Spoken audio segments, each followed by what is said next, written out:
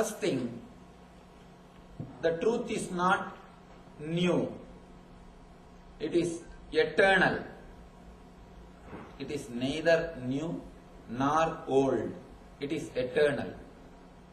Eternal means it is there forever. It never becomes old.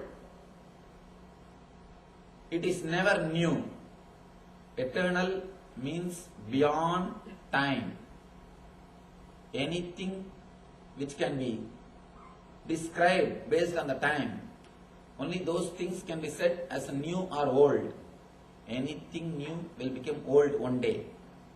Anything old was new at some day. Eternal means it is beyond new and old. It is there from time immemorial, but it has never become old. That is what meant by the word eternal. Here, the science of enlightenment is eternal, nitya.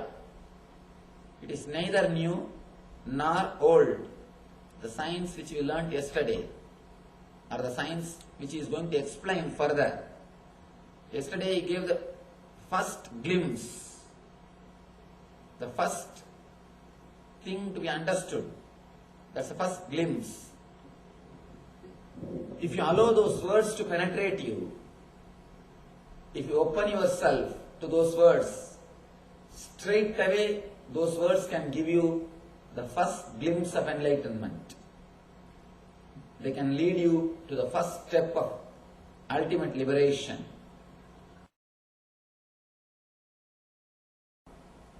One important thing, he says, Rajarshayo Viduhu. The science is given to Raja Rishis, not just to the Rishis.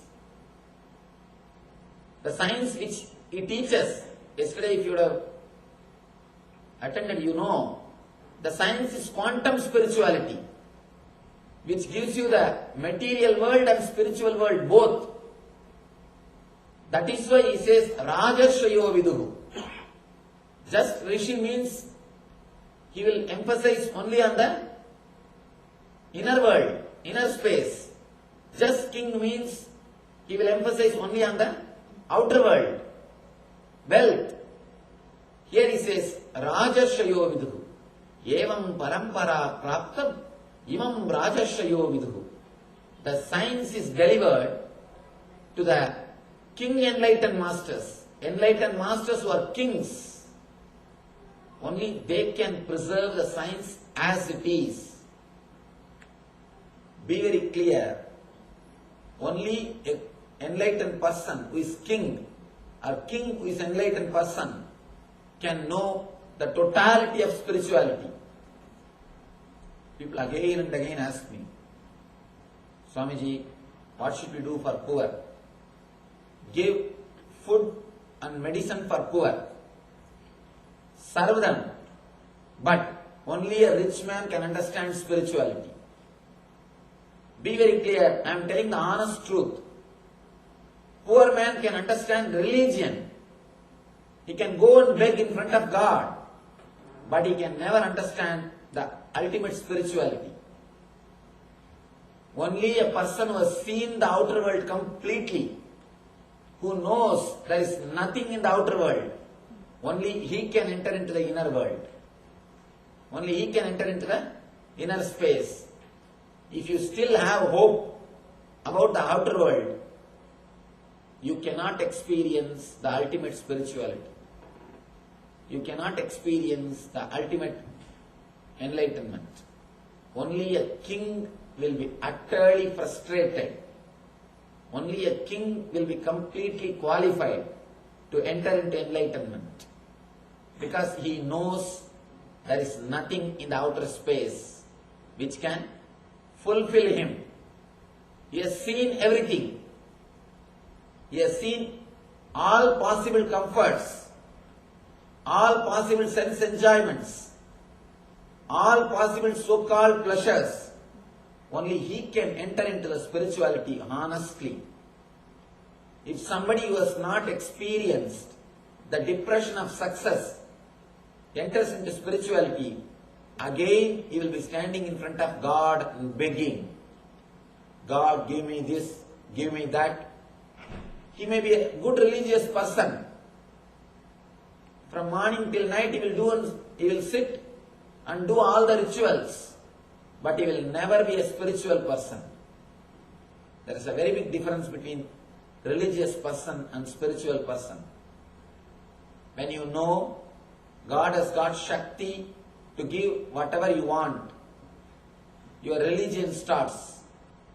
When you understand He has got Shakti to give what I want and Buddhi to when to give, you enter into spirituality.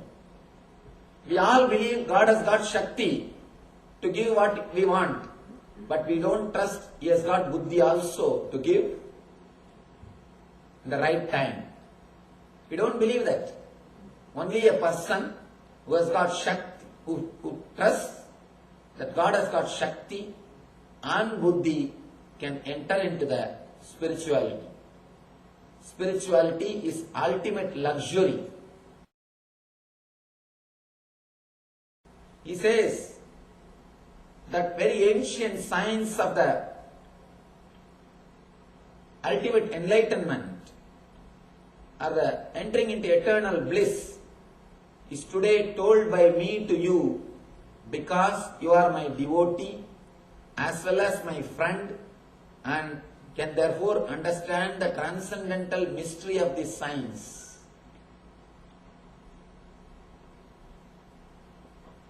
This has to be understood very deeply. You cannot tell this truth, ultimate truth, to a person who is not ready. To a person who is not ready. And truth told to a person who is not ready will create danger for himself and will disturb others also. Again and again, people ask me in our meditation programs. In many of our meditation programs, people ask me, Swamiji, please talk about your enlightenment. Talk about your spiritual experience. I never open my mouth. I'll never speak about my personal experience, spiritual experience, unless I know them or unless they are connected to me at least 6 months. I wait. People ask me, why don't you talk about this, Swamiji? Why don't you tell us about your spiritual experience? This is the reason. We are entering into the path of knowledge. The great truth which can straightaway transform your life just by a mere understanding. Just by a mere understanding. Understand? In Vedanta they always emphasize on 3 things. Shravana, Manana, Nididhyasana. Shravana means listening. Manana means meditating, contemplating on it. Nididhyasana means expressing it in your life or experiencing it in your life. Here, these truths doesn't need these 3 steps. Just listening is enough. Just listening is enough. It will become experience. Shravana is enough. It will become Nididhyasana. Nothing needs to be done. But all you need to do is sit with a complete open being. With a complete openness. With a complete relaxed feeling. These words are uttered for your sake, not for the sake of the Master. Bhagavan says, many births, both you and I have passed. I can remember all of them, but you cannot, O Partha, O Parandava, O Arjuna. O Arjuna, many births, both of you and I have passed. I can remember all of them, but you can't. Next statement, he says, Ajopina san avyayatma bhutanam ishvaro visan prakritim svamadhishtaya sambhavamyayatma mayaya.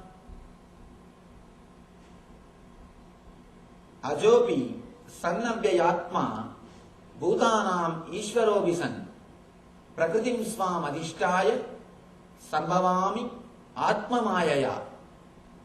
He says, although I am unborn, my transcendental body never deteriorates,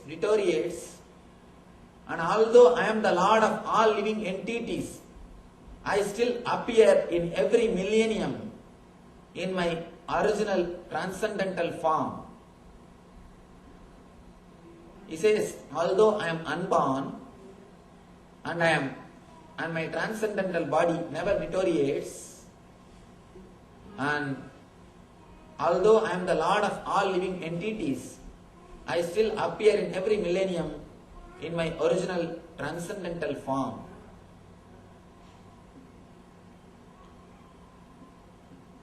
I think this is the first statement. He declares his divinity. All this time, Krishna was playing only the role of Acharya, intellectually convincing the truth, intellectually giving the knowledge to Arjuna. First time, he opens up, he declares the truth about his nature. He shows the divinity of his nature. I think this is the point where Krishna starts speaking the ultimate truth as it is. Till then, I think he was a little shy to open up to Arjuna. When a disciple is not ready, you can't open up. You can't tell the truth. Now, the disciple is ready. So Krishna opens up.